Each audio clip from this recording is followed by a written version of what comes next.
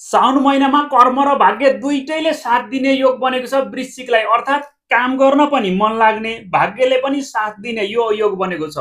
लामो समयदेखि रोकिएको कामहरू, त्यो काममा चाहिँ विशिष्ट व्यक्ति, अनुभवी व्यक्ति, गुरुजनको साथ सहयोगले लामो समयदेखि रोकिएको काम बन्नेछ हजुरहरूलाई।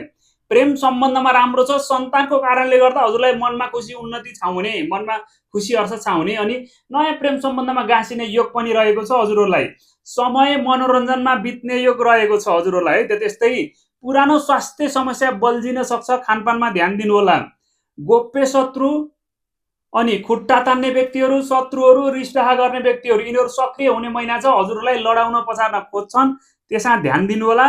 हजुरको इज्जतमाथि दाग लगाइदिन खोज्छन्, त्यसमा ध्यान दिनु होला है त। त्यस्तै अचानक लाभको योग बनेको छ, अचानक ठुलो अवसर पाउने योग बनेको छ हजुरहरूलाई। केही न केही अचानक एउटा योग चाहिँ आउँछ।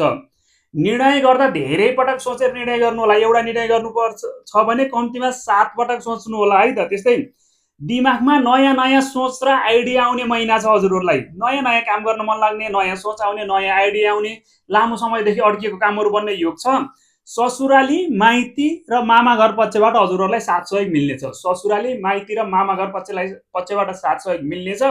अनि हजुरहरूले कुनै अनैतिक काम गर्नुभएको थियो, कसैलाई चोरी ठगी गर्नुभएको थियो भने त्यो पर्दाफास हुन सक्छ।